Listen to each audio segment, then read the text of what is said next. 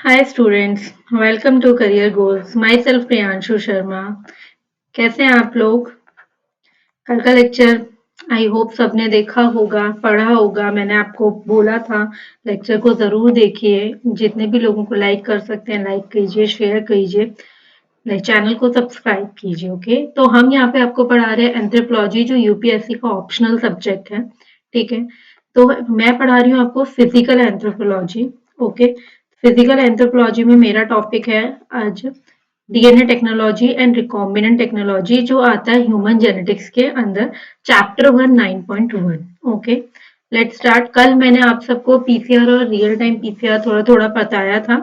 Then आज हम उसको पूरा कवर करेंगे और उसकी एप्लीकेशंस वगैरह वो सब आज हम कवर करेंगे। ठीक है, तो पीसीआर क्या होता है? PCR is a polymerase chain reaction. क्या है पीसीआर? Polymerase chain reaction. एक सेकेंड ना। Polymerase chain reaction method developed by Kary in 1980। कब डिस्कवर्ड हुआ था? 1980। PCR is based on the using the ability of DNA polymerase. किसके base पे, किस लिए होता है? एबिलिटी फाइंड करने के लिए किसकी? डीएनए पॉलीमरेज की, जो to synthesize the new strand of DNA. क्या सिंथेसाइज करे? New strand of DNA complementary to the offer the template strand. ये बिकॉज डीएन जो डीएनए पॉलीमरेज है कैन ऐड ए न्यूक्लियोटाइड। अगर वो न्यूक्लियोटाइड को ऐड करेगा only on to a pre existing 3' OH group पे, तो उसको किस चीज की नीड होगी? वो प्राइमर की नीड होगी, to which it can be at the first nucleotide. इसलिए वो सबसे पहले क्या ऐड करता है? सबसे पहले न्यूक्लियोटाइड को ऐड करता है। This requirement makes it possible to delineate a specific region of template sequence that the researcher want to amplify. At the end of the PCR reaction, the specific sequence will be accumulated in billions of copy। क्या form करें? Billions of copies. ठीक है, कुछ component होते हैं। ये तो आ गया आपका PCR, PCR polymerase chain reaction. ठीक है, इस पे फर्स्टली हमें फर्स्टली हमें किस चीज की जरूरत होती है? न्यूक्लियोटाइड्स की जरूरत होती है। इसकी क्या एबिलिटी है? पहली बात, ये कब डिस्कवर हुआ? 1980 में डिस्कवर हुआ। पीसीआर किसके बेस पे, किसके पर बेस्ड है? एबिलिटी ऑफ डीएनए पॉलीमरेज, जिससे वो क्या सिंथेसाइज करे? न्यू डीएनए स्ट्रैंड की जो कॉपीज है उनको सिंथेसाइज करे। DNA polymerase can add a nucleotide, nucleotide को ऐड करता है ऑन द 3' OH ग्रुप पे, इसलिए प्राइमर की जरूरत होती है, to which can add the first nucleotide. Okay, ये हो गया पीसीआर। अब कुछ कंपोनेंट्स होते हैं पीसीआर के, लाइक डीएनए टेम्पलेट हो गया, ठीक है, आरटीपीसीआर हो गया। ये सब इसके कुछ कंपोनेंट्स हैं। तो DNA template, the sample DNA that contain the target sequence. एक सैंपल डीएनए क्या कंटेन करता है? Target sequence. At the beginning of the reaction, high temperature is applied to the original double strand DNA to separate from each other. मैंने आपको पहले पढ़ाया था, जब मैंने डीएनए की क्लास ली थी, तब मैंने आपको बताया था कि ये डीएनए स्ट्रक्चर है। अब अगर हम इसको हाई हीट प्रोवाइड करेंगे तो इसके दोनों स्ट्रैंड जो है वो अलग अलग हो जाएंगे। तो that's the sample DNA that contain the target sequence at the beginning of the reaction. हमने उसको हाई टेम्परेचर प्रोवाइड करा है, apply to the original double strand DNA molecule को, to separate the strand from each other. DNA जो हो गए वो separate हो गए। अब नेक्स्ट डीएनए पॉलीमरेज, ये टाइप ऑफ एंजाइम, ये एक टाइप का एंजाइम है that synthesize the new strand of DNA, जो एक नए डीएनए स्ट्रैंड को सिंथेसाइज करता है to the target sequence. The first and most commonly used of this enzyme is a Taq DNA polymerase. ठीक है, सबसे ज्यादा कॉमनली यूज्ड होने वाला कौन सा एंजाइम है? DNA polymerase. मैंने आपको डीएनए का जब चैप्टर पढ़ाया था तब भी मैंने आपको बताया था, उस लेक्चर में बताया था कि डीएनए में सबसे मोस्ट कॉमन एंजाइम है डीएनए पॉलीमरेज। ठीक है,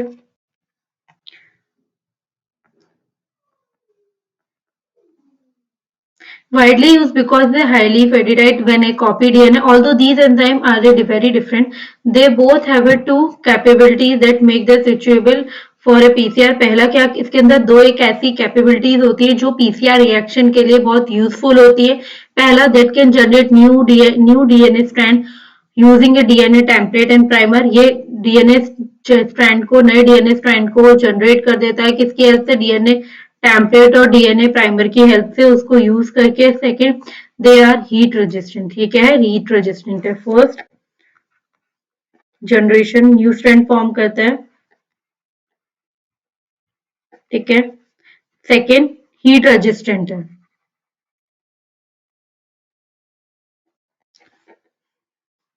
ये आपका DNA template and then DNA polymerase, ठीक है। ये दो हो गए, दो कंपोनेंट पीसीआर के, DNA template and DNA polymerase. Polymerase का रिएक्शन का काम भी मैंने आपको बता दिया, ठीक है। फिर एक और चीज, short nucleotide, short piece of a single strand DNA that are complementary to the target sequence. The polymerase begins synthesize the new DNA from the end of primer, ठीक है। कौन से? एंड ऑफ द प्राइमर से। Nucleotide क्या होता है? DNTPs और di nucleotide triphosphate. Single unit of bases ATGC which are essential building block of the DNA। ATGC की फुल फॉर्म मैंने बताई थी आपको, adenine, thymine, guanine and cytosine। Thymine, guanine and cytosine, ठीक है। RTPCR, reverse transcription PCR. PCR की full form polymerase chain reaction. Reverse transcription polymerase chain reaction is PCR with version of sample RNA into cDNA with the enzyme of reverse transcriptase। इस RTPCR में RNA से RNA into cDNA, और इसमें कौन से enzyme help करेगा? Reverse transcriptase. एक चीज और, कोई भी आपको नहीं समझ में आ रहा है कि ये ट्रांसक्रिप्टेज क्यों है या फॉस्फेट्स क्यों है, आप ये नोटिस करना, जैसे यहाँ पर भी डीएनए पॉलीमरेज है, जो भी एंजाइम्स होते हैं उनके पीछे एज जरूर होता है। ना कि आपने देखा होगा क्या, रिवर्स ट्रांसक्रिप्ट, लेकिन ये एंजाइम की तरह हेल्प कर रहा है, तो इसका क्या फॉर्म नाम हो गया? रिवर्स ट्रांसक्रिप्टेज, ठीक है। तो ये आपका पीसीआर क्या है, कैसे है, ठीक है। उसके बाद आपके कंपोनेंट तीन मैंने बताया, एक तो डीएनए टेम्पलेट, एक डीएनए पॉलीमरेज और आरटीपीसीआर, ठीक है। आरटीपीसीआर क्या है? RNA into cDNA with the help of enzyme reverse transcriptase, ठीक है। सैंपल के कन्वर्जन में काम करते हैं। सिंगल यूनिट ऑफ बेस है, इसके अंदर ATGC which are essential for building block of a new DNA strand। हमेशा कोई भी नया डीएनए स्ट्रैंड बनने के लिए हमारे पास कोई बिल्डिंग ब्लॉक्स होंगे, वो हमारे हैं ATGC, adenine, thymine, guanine, cytosine, ठीक है। उसके बाद limitation of PCR and RTPCR. The PCR reaction start to generate the copy of target sequence. इसका क्या काम होता है पीसीआर रिएक्शन का? कि वो जनरेट करती है कॉपीज, कहां से? टारगेट सीक्वेंस से। उनका कोई भी पॉइंट है, इससे उन्हें कॉपीज फॉर्मेशन करना होता है, ठीक है। Only during the phase of the PCR reaction it is possible to extrapolate work to determine the starting quality of the target sequence contained in the sample। Easy है, मतलब इन शॉर्ट इनका क्या, एक तो ये जनरेट, पीसीआर रिएक्शन क्या है, start हुई क्या जनरेट करने के लिए? कॉपी जनरेट करने के लिए। Because of the inhibitor of the polymerase reaction, polymerase reaction में इनिबिटर फाउंड होते हैं इन द सैंपल में, या regenerate limitations accumulations of the pyrophosphate molecules में, self aligning में, the PCR reaction eventually aids to amplify the target sequence at the fusion point, ठीक है। This is an attribute of the PCR that make real time PCR so necessary, ठीक है। ये इसकी कुछ limitation हो गए। अब आप मैं बताती हूँ, ये स्टैंड सेपरेशन हो रहा है, ठीक है। ये आपका डबल स्टैंडर्ड है, डीएनए टॉप स्टैंड है, डीएनए डबल स्टैंडर्ड है। ये वाला टॉप स्टैंड है, ये बॉटम स्टैंड है। आपने इसको टेम्परेचर दिया 94 टू 96 डिग्री। ये दोनों स्टैंड जो है वो अलग हो गए, यहाँ पे रिवर्स प्राइमर आ गया, यहाँ फॉरवर्ड प्राइमर आ गया। नए नए डीएनए की सिंथेसिस स्टार्ट हो गई, एक्सटेंशन स्टार्ट हो गया, डीएनए पॉलीमरेज रिएक्शन की एडिंग हो गई, एम्प्लीफिकेशन हुआ फर्स्ट कॉपी की, फर्स्ट सेकंड साइकिल से 8 कॉपीज, थर्ड साइकिल से 16 कॉपी, ऐसे इनका कॉपीज का बनना स्टार्ट हुआ। तो हमने क्या कहा था, ये जो पीसीआर है इसमें क्या होता है, कॉपीज फॉर्मेशन होती है। तो इसमें आपका कॉपीज का यहाँ पे आपने एम्पलीफिकेशन के टाइम पे आपकी कॉपीज का फॉर्मेशन स्टार्ट हुआ।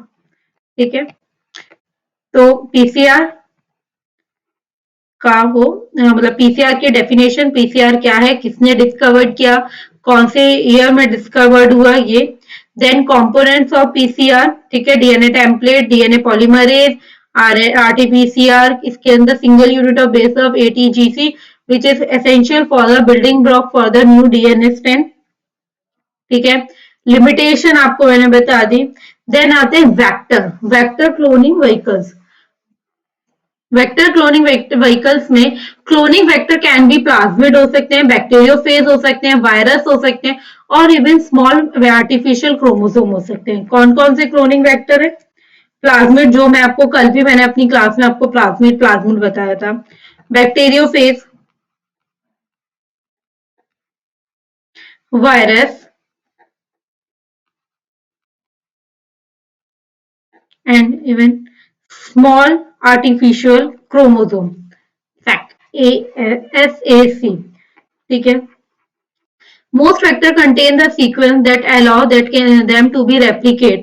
बहुत सारे वेक्टर जो है वो सीक्वेंस कंटेन करते हैं जिससे वो अलाउ करें रेप्लिकेट होने के लिए within the host cell के अंदर। Whereas a minority carry the sequence are facilitate integration into the host genome. ठीक है, आपने भी कल मैंने आपको बताया था कि प्लाज्मिड है, उसके अंदर फ्रेगमेंटेशन हुआ, नए जीन में नए उसमें जाके शिफ्ट हुआ। तो ये भी क्या है, जो बहुत सारे वेक्टर है वो क्या कंटेन करते हैं, सीक्वेंस को कंटेन करते हैं जिससे वो रेप्लिकेट कर सके होस्ट सेल में। ठीक है, ये आपका वेक्टर है। All cloning vector have in a common at least one unique cloning site, a sequence that can be cut by the restriction endonuclease to allow the site-specific insertion of foreign DNA. The most useful vector have a several restriction sites grouped together in a multiple cloning site, जिसको हम लोग MCS बोलते हैं, इसको हम called a polylinker। जितने भी cloning vector है have at least one unique cloning site, उनके पास एक यूनिक क्लोनिंग साइट होती है जहां से वो सीक्वेंस है जो वो कट होता है, the sequence that can be cut by the restriction endonuclease, endonuclease enzyme के से वहां से वो कट होता है और जो फॉरेन डीएनए है उसका इंसर्शन होता है वहां पे आके। मैंने आपको कल भी बताया था अगर आपको याद हो तो। The most useful vector have a several restriction sites grouped together into a multiple cloning site। क्या काम है वेक्टर क्लोनिंग व्हीकल्स का, क्लोनिंग वेक्टर्स क्या क्या है हमारे पास, प्लाज्मिड, बैक्टीरियोफेज, वायरस और इवन स्मॉल आर्टिफिशियल क्रोमोसोम, हमारे पास 4 वेक्टर हैं। ठीक है,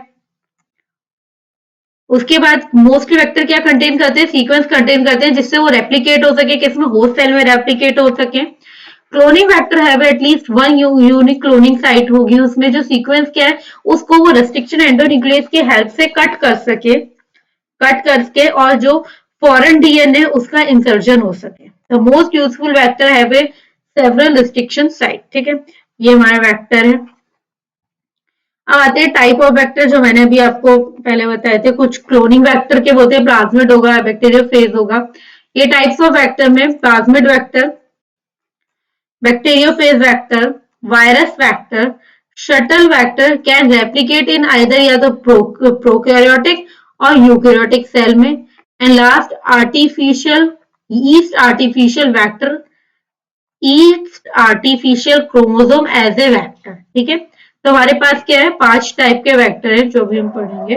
ठीक है, तो आते हैं प्लाज्मिड वेक्टर पे। Plasmid are the circular and double standard, plasmid क्या है, सर्कुलर है, डबल स्टैंडर्ड मॉलिक्यूल है that are separate from a cell chromosome DNA. ठीक है, these extra chromosomal DNA which occur naturally in bacteria and lower in the eukaryotic cell like a yeast exist in the parasitic and symbiotic relationship within their host cell।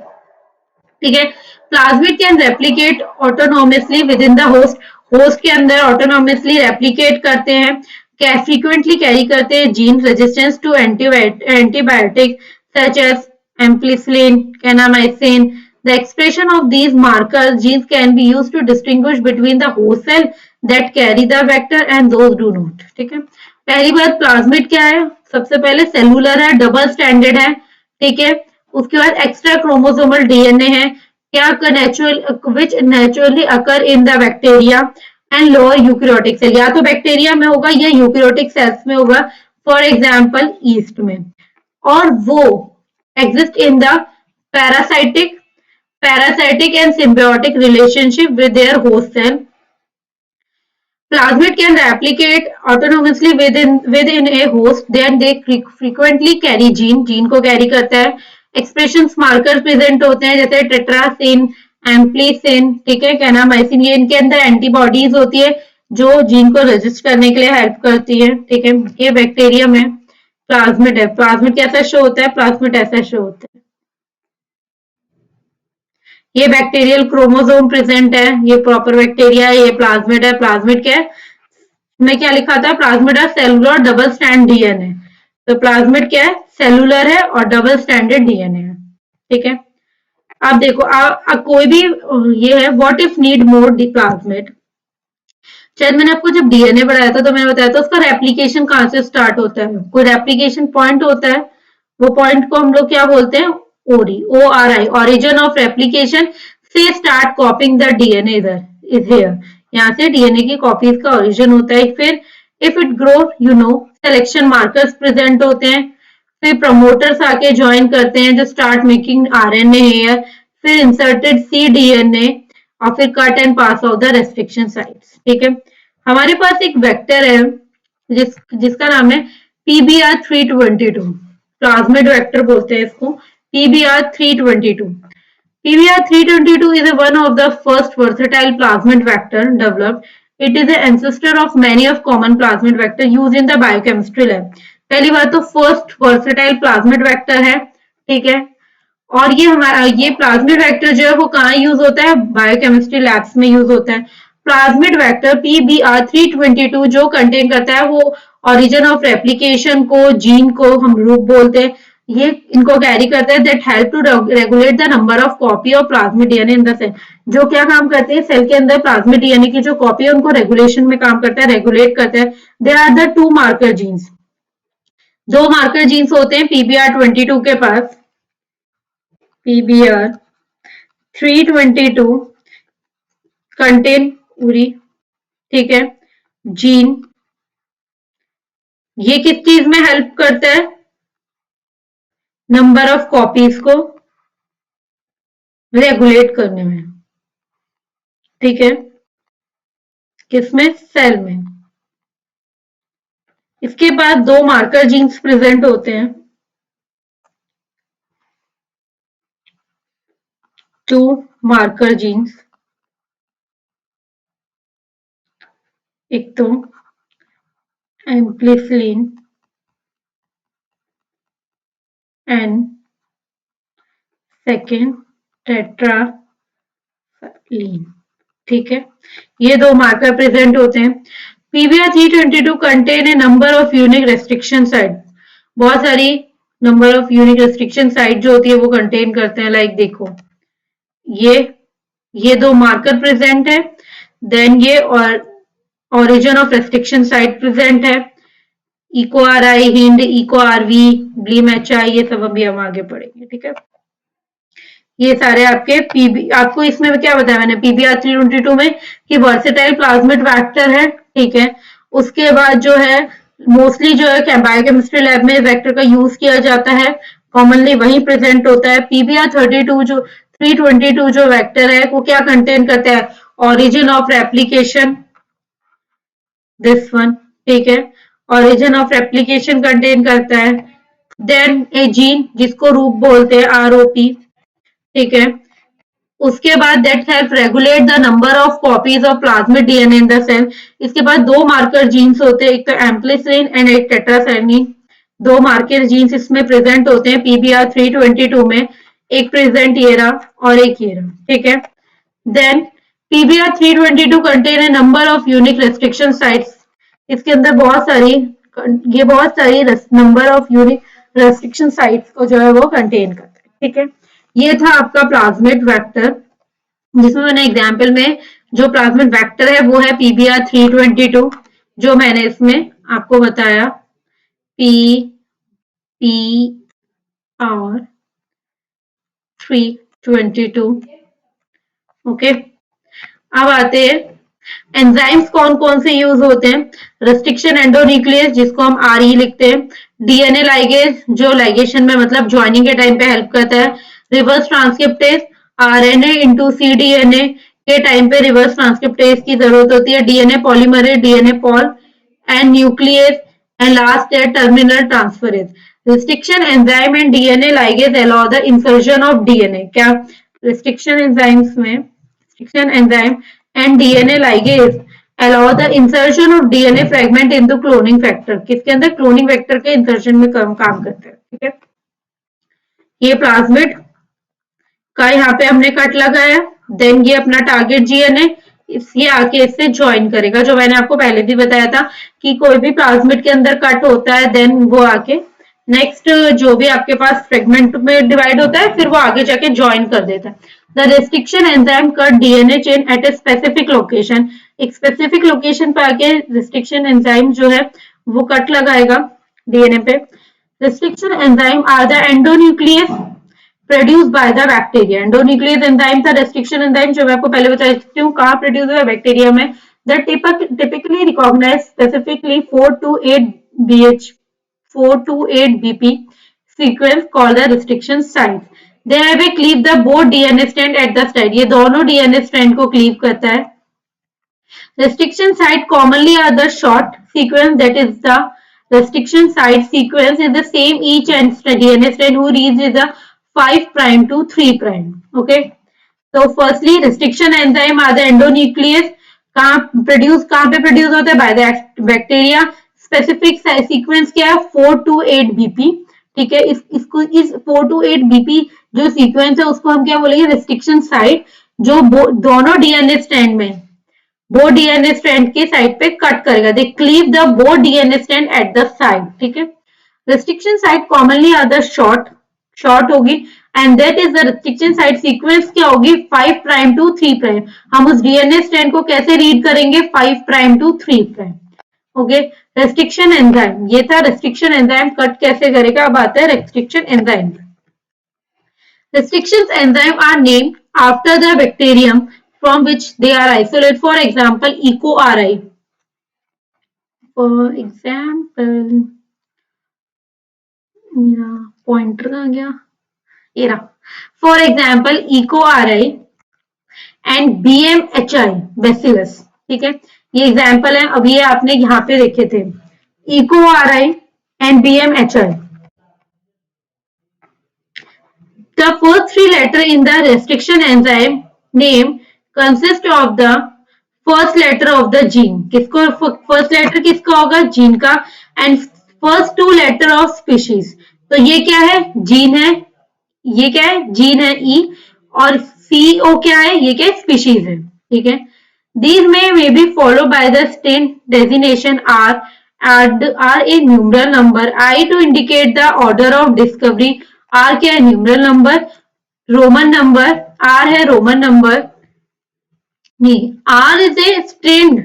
R कौन सा strain है? R ये बता रहा है। I जो है वो रोमन नंबर है। To indicate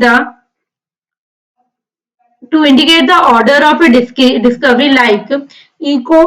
E means enzyme, E means gene, Co means species, R means strain and I means is a Roman numeral। ठीक है, ऐसे ये इको आर डबल है।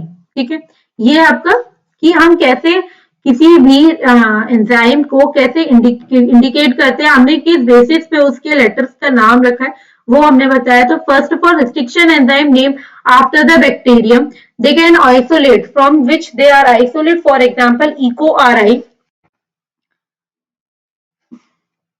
eco RI, eco E is new first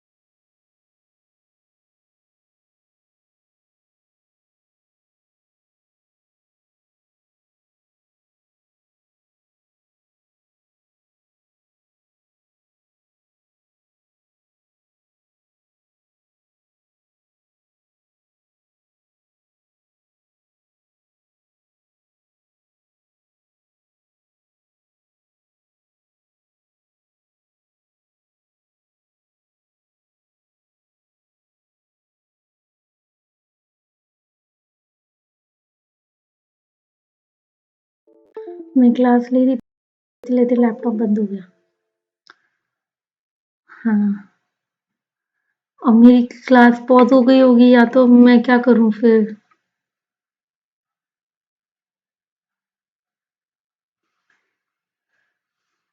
अब यार दोबारा से आधे घंटे का तो लेक्चर नहीं ले सकती मैं।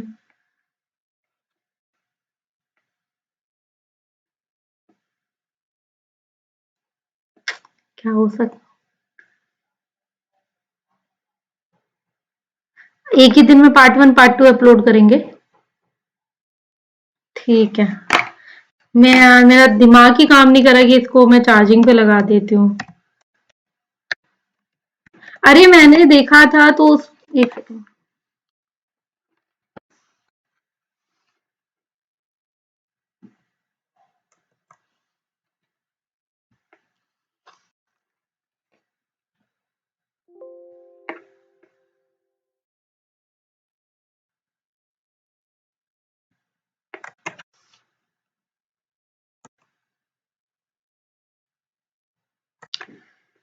सॉरी गाइस, बीच में लैपटॉप में थोड़ा प्रॉब्लम हो गया था।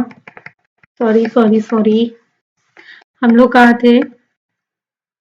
रेस्ट्रिक्शन एंजाइम्स पे हम लोग थे। तो मैंने आपको बताया restriction enzyme named after from the bacterium which they are isolate, for example EcoRI।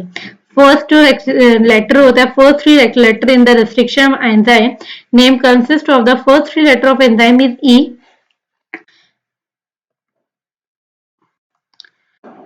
First three enzyme is E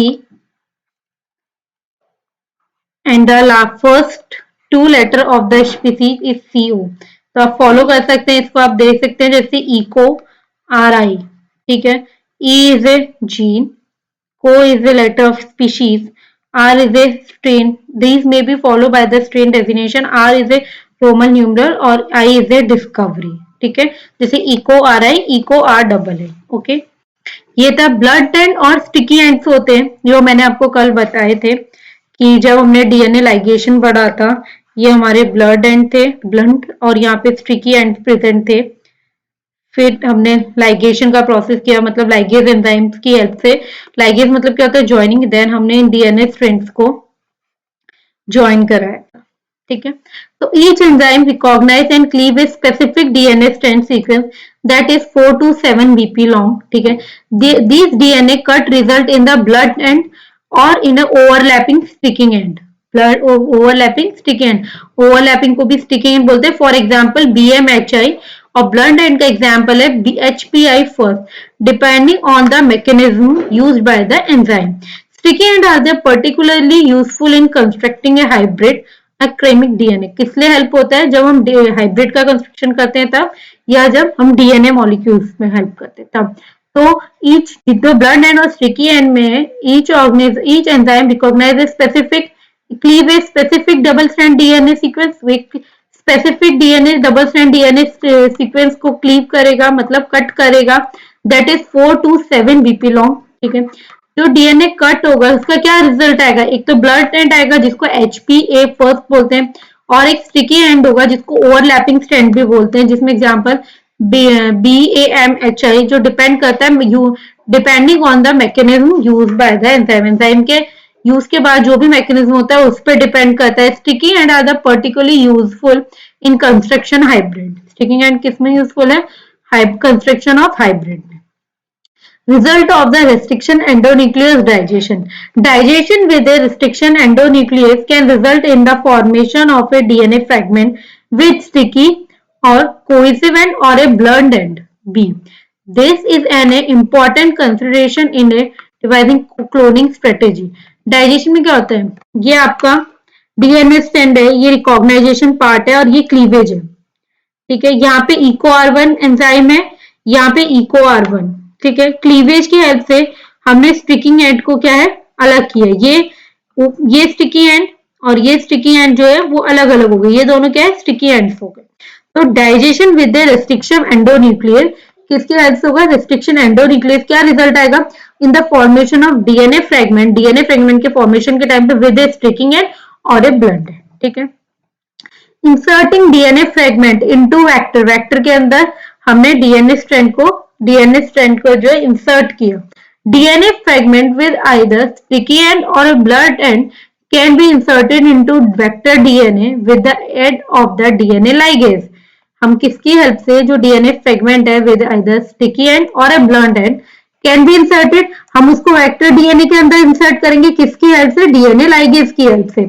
for the purpose of DNA cloning का क्या पर्पज है, purified DNA ligase is used covalently join the end of restriction factor, restriction fragments. ठीक है, DNA ligase is use किसके लिए, कि वो जो restriction fragments है उनके एंड्स को ज्वाइन करे, and vector DNA that have a complementary ends. Sorry sorry. The vector DNA and restriction fragments are covalently ligate together through the 3' end to 5' end या 3 to 5 phosphodiester bond of DNA. जो vector DNA है and restriction fragment है covalently किससे किससे join है या किसके साथ है, टुगेदर है to 3 to 5 phosphate diester bond of DNA. DNA ligase help करता है पेस्ट होने में डीएनए फ्रेगमेंट को. ठीक है, तो DNA fragment with either sticky end या blunt end can be inserted into vector DNA. आप वेक्टर डीएनए में इंसर्ट कर सकते हैं with the help of DNA ligase. DNA ligase क्या है, DNA ligase is a type of enzyme. ठीक है, ये डीएनए क्लोनिंग के में भी यूज हो सकता है या प्यूरिफाइड डीएनए लाइगेज जो है मेन तो ये for purpose of DNA cloning ही है. और जो प्यूरिफाइड डीएनए लाइगेज है ये यूज होता है कोवेलेंटली ज्वाइन करने के लिए रेस्ट्रिक्शन फ्रेगमेंट्स को और वेक्टर डीएनए को. ठीक है, जो वेक्टर डीएनए रेस्ट्रिक्शन फ्रेगमेंट है वो linked in together through the strands through the standard 3 to 5 phosphodiester bond of DNA. क्या, फॉस्फोडाइस्टर बॉन्ड ऑफ डीएनए. ठीक है, अब आते हैं स्क्रीनिंग स्ट्रेटेजीज क्या हो सकती हैं. तो स्क्रीनिंग में gel electrophoresis allow the separation of vector DNA from clone fragment. Gel electrophoresis, ठीक है, पहला जेल इलेक्ट्रोफोरेसिस में आपको आप लोग में जो भी स्टूडेंट्स ने ग्रेजुएशन बायोटेक से की होगी उन्होंने ये पढ़ा होगा इलेक्ट्रोफोरेसिस क्या क्या होते हैं. जेल इलेक्ट्रोफोरेसिस में आप एक टाइप का आपके पास जेल प्रेजेंट होता है जो ग्रोस जेल टाइप में वो होता है और आप उसमें आपकी प्रॉपर क्रिएट होती है, वो प्रैक्टिकल होता है पूरा जिसमें आप सेपरेशन का प्रोसेस करते हो. तो फर्स्टली क्या है, जेल इलेक्ट्रोफोरेसिस क्या है, allow separation of vector DNA from the clone fragment. Clone fragments में से वेक्टर डीएनए को सेपरेशन का काम करता है. Clone DNA molecules are sequence rapidly by the dideoxy chain terminal method. किससे, डीडॉक्सी चेन टर्मिनल मेथड से. ठीक है, the polymerase chain reaction amplify a specific DNA sequence from a complex mixture. Second, last, blotting techniques. Blotting techniques permit the detection of specific DNA fragment. Blotting technique क्या permit करता है कि specific DNA fragment को detect करना, find out करना and mRNA with a DNA probe. DNA probes की help से mRNA और specific DNA fragments को आइडेंटिफाई करना, उनका डिटेक्शन करना, ये कौन परमिट करता है, ब्लोटिंग टेक्निक की हेल्प से होता है. Types of blotting technique, southern blotting, northern blotting and western blotting. There are 3 types of blotting technique: southern blotting, northern, and last western blotting. Southern blotting technique is the first nucleic acid blotting procedure developed in 1975. कब develop हुआ था, 1975 में. Southern blotting is a technique from the specific identification of DNA molecule. एक specific type का identification करता है DNA molecules में. Northern blotting is a technique for the specific identification of RNA molecule. तो southern जो है, southern blotting हेल्प करता है आइडेंटिफिकेशन ऑफ डीएनए मॉलिक्यूल्स में, डीएनए मॉलिक्यूल्स की आइडेंटिफिकेशन में हेल्प करता है. नदर्न ब्लॉटिंग आरएनए मॉलिक्यूल्स के आइडेंटिफिकेशन में हेल्प करता है. And Western blotting involve the identification of protein. Western blotting, identification of protein. ठीक है, तो टाइप्स ऑफ ब्लॉटिंग टेक्निक में 3 टाइप की ब्लॉटिंग टेक्निक है, southern, northern and western. Southern blotting जो है 1975 में डिस्कवर हुई थी, firstly nucleic acid blotting procedure किया गया था। सदर्न ब्लॉटिंग जो है वो स्पेसिफिक आइडेंटिफिकेशन करता है डीएनए मॉलिक्यूल्स का। नदर्न ब्लॉटिंग जो है वो specific identification of a RNA molecules. और western blotting is involve for the identification of protein. Okay, ये 3 टाइप की प्रोटीन ब्लॉटिंग प्रोसेस है। अब आते हैं application of recombinant DNA technology. पहला, analysis of gene structure and expression. ठीक है, जीन का स्ट्रक्चर और उसके एक्सप्रेशन को एनालिसिस करना। फार्मास्यूटिकल प्रोडक्ट, ड्रग और वैक्सीन में। जेनेटिकली मॉडिफाइड ऑर्गेनिज्म जीएमओ, जैसे transgenic plant and transgenic animal. And last is application in medicine. The analysis of gene structure and expression using specific. एक second guys, please wait करना. Okay, fine. Analysis of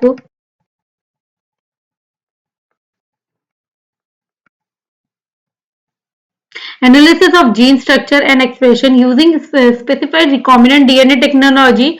Researchers have determined vast amount of DNA sequences, including the entire genomic sequence of the human and many of the experimental organisms. The enormous value of data, which is growing at a rapid pace, has been stored and organized in 2 primary data banks. Data gene का जो भी data होता है, जो भी data है, उनके भी अपनी एक बैंक होती है, the gene bank at the national institute of health. ठीक है, and the EMBL sequence database at the Europe molecular biology laboratory in Germany. तो 2 हो गए gene bank at the national institute of health. ठीक है, and second is EMBL sequence database and in the Europe molecular biology laboratory in Germany. तो आपका जितना भी gene का डेटा है या जितना भी डीएनए डेटा होता है, ऐसा तो नहीं है कि वो डेटा स्टोर नहीं होता, वो डेटा भी स्टोर होता है और उनके कुछ प्राइमरी बैंक्स भी होते हैं जहां पे हम इस डेटा को स्टोर कर सकते हैं और लाइफ लॉन्ग के लिए रख सकते हैं। तो अभी रिकॉम्बिनेंट डीएनए टेक्नोलॉजी में researcher have determine vast amount of DNA sequence. Researchers अब तक के कितने सारे रिसर्चर्स होंगे जिन्होंने अपना अपना डीएनए सीक्वेंस दिया होगा, तो उस हिसाब से हमारे पास, हमारी बैंक के पास एक वास्ट अमाउंट में, बहुत सारे अमाउंट में डीएनए सीक्वेंसेस प्रेजेंट है, included the entire genomic sequences of human and many की of the experimental organism, humans के भी और बहुत सारे एक्सपेरिमेंटल ऑर्गेनिज्म की। तो वो 2 प्राइमरी डेटा बैंक्स कौन सी हैं?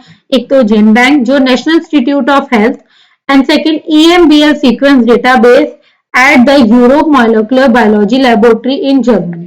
ठीक है,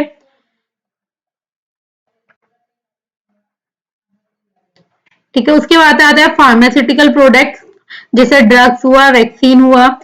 फिर genetically modified organism GMO, transgenic plant and transgenic animal. Transgenic plant मतलब, अब मैं इसको आपको बताती हूँ बाद में, तो मतलब ट्रांसजेनिक प्लांट्स में यही होता है, मैं आपको इन शॉर्ट बता देती हूँ कि डिफरेंट प्लांट से आपने अपने अपने सीड्स लिए, उनको फर्टिलाइज करवाया एंड देन नए प्लांट का फॉर्मेशन हुआ, ट्रांसजेनिक। ठीक है, और ट्रांसजेनिक एनिमल और एप्लीकेशन इन मेडिसिन, मेडिसिन में इसकी क्या क्या हेल्प है वो। ठीक है, ये सब था आपका आज की क्लास में जो आपने पढ़ा।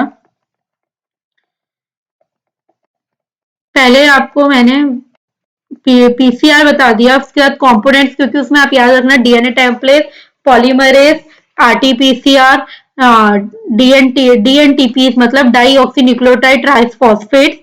ठीक है, और सिंगल यूनिट बेस क्या है? एटीजीसी, जो एसेंशियल होते हैं बिल्डिंग ब्लॉक्स के लिए for new DNA strand.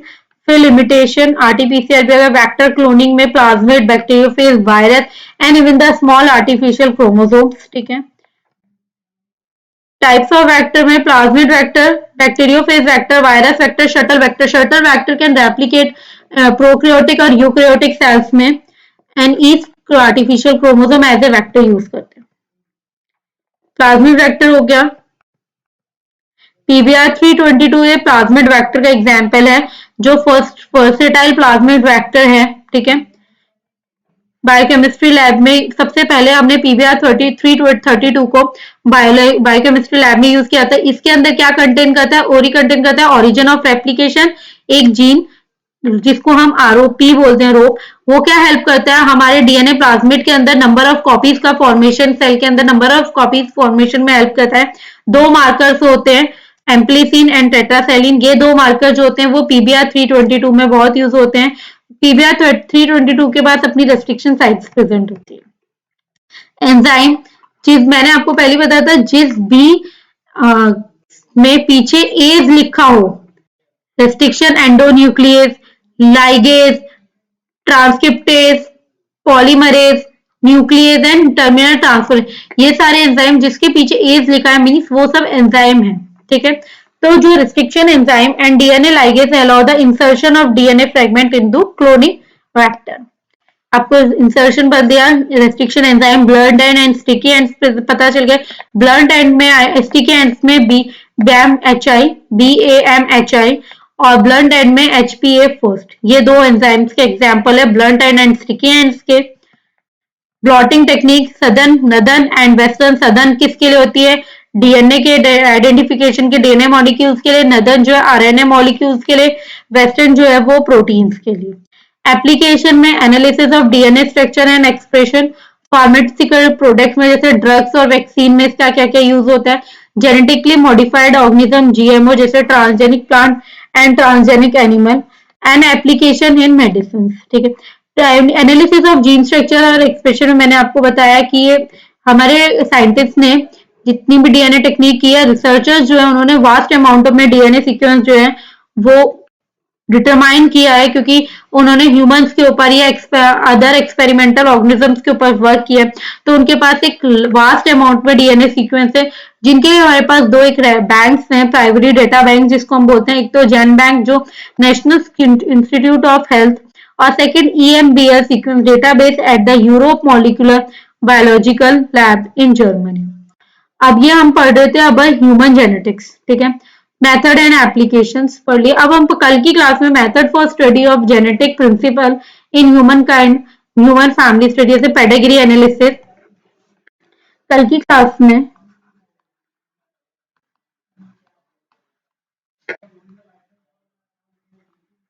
Pedigree analysis, second twin study, co-twin method,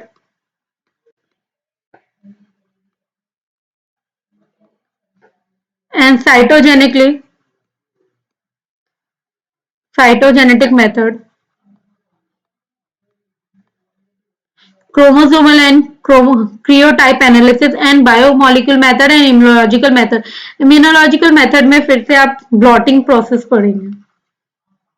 ठीक है, तो ये सारी जो टॉपिक्स हैं, pedigree analysis, twin method, co-twin method and cytogenetic method, ये हम लोग कल की क्लास में पढ़ेंगे। तो गाइस प्लीज अगर आपको कुछ नहीं समझ में आया है तो प्लीज कमेंट बॉक्स में डाल देना।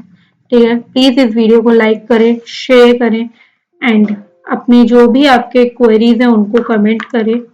किसी ने कल की क्लास में कमेंट किया था कि मैम आप क्लास का जो भी आपका चैप्टर है आप उसमें चैप्टर नंबर शो नहीं करते हैं, तो आज मैंने वो चैप्टर नंबर भी शो किया है। हमने जो ह्यूमन जेनेटिक्स में DNA technology and recombinant DNA technology पढ़ रहे थे, चैप्टर था 9.1। ठीक है, यही हम अभी 9.1 का ही जो भी पार्ट हमारा बचा हुआ है, पेडिग्री एनालिसिस, को-ट्विन्स, को-फैक्टर, ये सब जो है हम वो कल की क्लास में कवर करेंगे। Co-twin method and twin study and cytogenic method.